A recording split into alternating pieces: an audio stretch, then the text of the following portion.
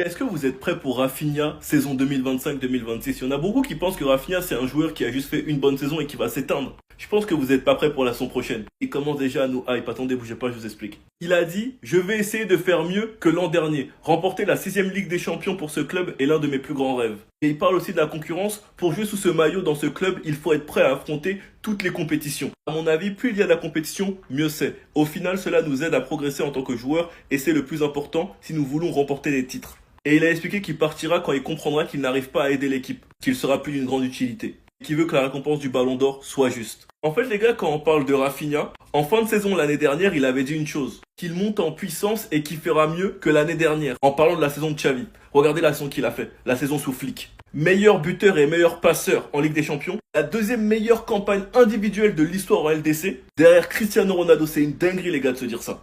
Et t'as fait une saison à 61 GA. Ce sera difficile de faire mieux, mais il peut maintenir un gros niveau parce que là, il a tout simplement trop fait. Quand tu sais qu'en plus l'effectif s'est amélioré et que surtout il y a de la concurrence et des joueurs de qualité, cela va juste rendre meilleur tous nos joueurs. Moi, je sens que Rafinha va surprendre une saison de plus. Sinon, vous les gars, vous en pensez quoi? Rano sur sa patience s'ennuie. Rafinha a dit quelque chose de très intéressant sur Lamine Yamal et en vrai, ses propos rejoignent exactement les mêmes que Flick, Laporta et Lewandowski. Mais tranquille, j'aime le caca et je vais écouter les experts Twitch et les tweetos, tiens. Je ne comprends pas les critiques sur le comportement personnel. Ceux qui le critiquent, s'ils avaient son âge et s'ils avaient fait ce qu'il a fait et possédé ce qu'il a, auraient fait la même chose, voire plus. En vacances, il est libre de faire ce qu'il veut sans se soucier de ce que les autres disent. C'est un jeune homme profondément engagé envers l'équipe et le groupe, et les résultats sont suffisants pour faire taire quiconque s'exprime. Certains le prendront pas trop au sérieux parce que c'est Rafinha, mais à partir du moment où même l'un des meilleurs neufs de sa génération, une légende de ce sport, le défend, vous m'excuserez les gars, mais moi je préfère écouter Robert Lewandowski. C'est la même chose du côté de Flick, qui est un coach hyper exigeant, et même du côté de Laporta. Il regrette même de ne pas avoir été à son anniversaire. En bref, quand certains parlent de Yamal et même surtout du Barça, moi je trouve que beaucoup sont injustes. Genre les gars, la réécriture sur le Barça 2024-2025, c'est de la folie. Après le PSG, l'équipe qui fait la meilleure saison, c'est le Barça les gars. Triplé, demi-finale de LDC. Les fans de football se sont régalés sur quasi tous nos matchs. Dans nos matchs, il y avait je ne sais combien de buts. Barça vous a offert l'une des meilleures demi-finales de l'histoire de ce sport. On arrive en été, certains veulent nous faire passer ce Barça pour une équipe surcotée, qui n'est pas assez ouf que ça en vrai. Ils veulent même réécrire l'histoire sur certains joueurs. C'est sa deuxième saison professionnelle. Il fait partie de la meilleure attaque d'Europe. Ils ont je ne sais combien de GA à E3. Il s'est détendu en vacances, je ne dis pas pendant la saison, il s'est détendu en vacances, alors qu'on n'entendait absolument rien sur lui durant la saison. On veut nous faire croire qu'il peut pas tenir ce rythme de vie, que c'est pas normal à son âge. Je pense qu'il y en a, vous êtes fous, hein. Enfin bref, sinon vous les gars, vous en pensez quoi? Ramenez-vous sur Snap, on s'ennuie. Supprime-en un techniquement. Yamal, Ryan Cherki, Vinicius, Dembélé. Bon là, vous l'avez compris, on a littéralement 4 joueurs très bons techniquement qui font partie des meilleurs joueurs techniquement sur les dernières années. Je commence direct dans la liste. Pour moi, celui qui est intouchable, vraiment il sort pas. Il est trop technique, Ryan Cherki. Moi qui le suis depuis la Youth League, depuis les jeunes de Lyon. Après, on a vu son évolution à l'Olympique Lyonnais, équipe de France, maintenant Manchester City. Les gars, Ryan Cherki, c'est une boucherie techniquement. C'est trop. Ambidex, il a les deux pieds, il est capable de faire trop de choses. Bref, Ryan Cherki, ça bouge pas. Yamal, pareil. Pour moi, techniquement, ça bouge pas. Il nous l'a montré cette année, l'année dernière. Il continue à nous montrer. Il est trop à l'aise. Il est dans les meilleurs dribbleurs. Il est déjà dans les meilleurs dribbleurs de tous les temps sur une saison. Il est dans le top 10. C'est trop, en fait. C'est trop. Maintenant, c'est entre Vinicius et Dembélé. Parce que je tiens à dire une chose. Dembélé, c'est la vérité. Le Dembélé d'aujourd'hui n'est pas le Dembélé d'il y a 2 ans, il y a 3 ans techniquement. Il joue moins technique. Je dis pas qu'il sait plus jouer technique, mais il joue moins technique qu'avant. Vinicius utilise plus la technique que Dembélé actuellement. Mais pour moi, les deux, s'ils se mettent vraiment à 100% pour éliminer des joueurs vraiment techniquement, Dembélé, ça reste au-dessus. Ah non, je suis désolé. Donc moi, je garde Yamal, Cherki, Dembélé. Vinicius, je l'élimine. Si vraiment les trois ils se mettent à fond techniquement, je pense que Vinicius ça reste le moins doué techniquement. C'est mon avis. Là tu te rends compte que Messi et Ronaldo, ils étaient vraiment dans une autre planète. Que jouer dans leur génération, c'était une erreur. Le 11 des joueurs qui n'ont jamais eu un ballon d'or. On commence avec celui qui a fini 3e en 2014, si je me trompe pas, Manuel Neuer. Même en gagnant la Coupe du Monde, en étant le meilleur gardien du monde, il n'a pas réussi à prendre le ballon d'or. On continue avec les défenseurs centrales. Bon, franchement, c'est choquant parce que Van Dijk, il a fini 2e. Ramos, il a jamais fait, je crois, de top 3, même de top 5. Je crois qu'il a jamais fait un top 5. Alors que c'est le meilleur défenseur de tous les temps avec Maldini. Donc Ramos n'a pas eu le ballon d'or, Van Dijk n'a pas eu le ballon d'or. Et attention, Maldini n'a pas eu le ballon d'or. Là, les gars, c'est le pire. C'est là vraiment que c'est cruel. Et là, il y en a un paquet qui méritait d'avoir un ballon d'or. On commence avec Iniesta.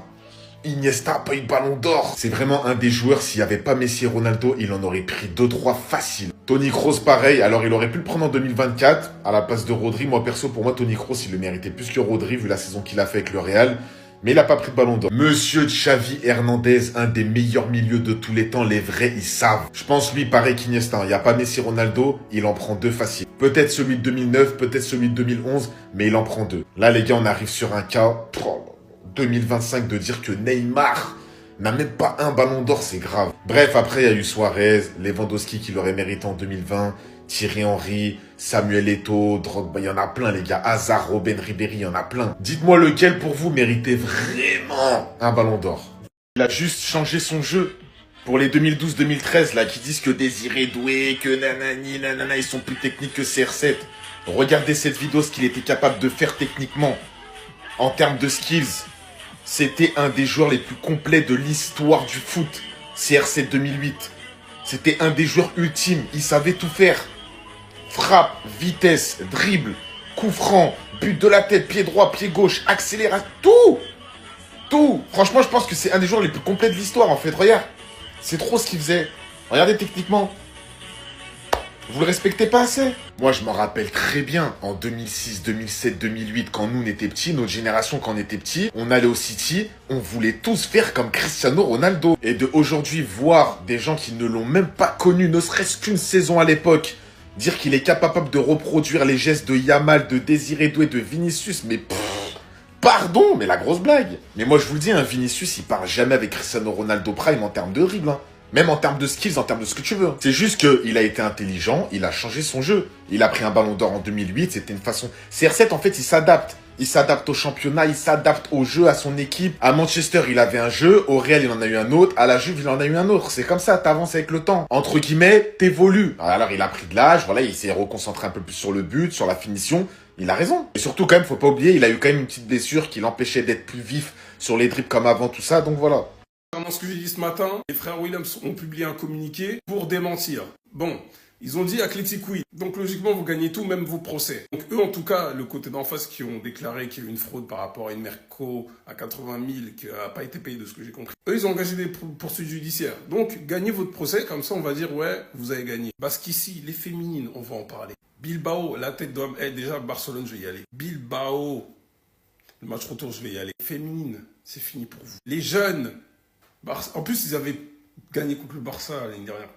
Bref, on va pas vous lâcher, sachez-le. Parce que nous, franchement, concernant des affaires publiques, on a d'autres chats à fouetter en fait. Entre les arbitres qui sont mis pour la IA de je sais pas quoi, ils vont encore nous inventer un pied de Lewandowski hors jeu. Tebas qui va nous casser les pieds encore. Qu'est-ce qu'il y a encore? Bref, en fait, les Negreira et tout, on n'avait pas besoin de ça. Donc Dieu merci. Comme j'ai pu voir sur Twitter, les gens ils disent que Rashford, il est dans l'aide humanitaire, il fait des trucs dans son coin. Tant mieux. Mais en tout cas, hein, ce qui vous attend, à moindre défaite, à moindre contre-performance, on sera là, quoi qu'il arrive, sachez-le.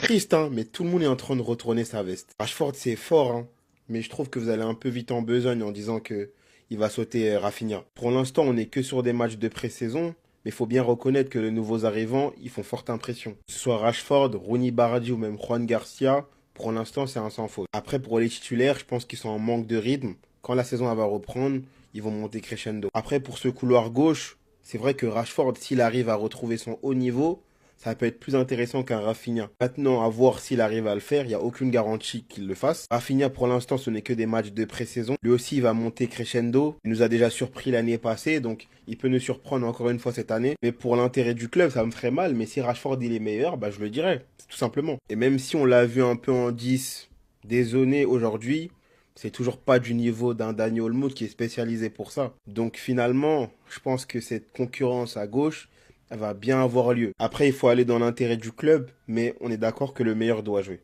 Pour l'instant, c'est encore tôt pour dire que Rashford, il va sauter Rafinha pour moi. Et on aura des réponses très très rapidement.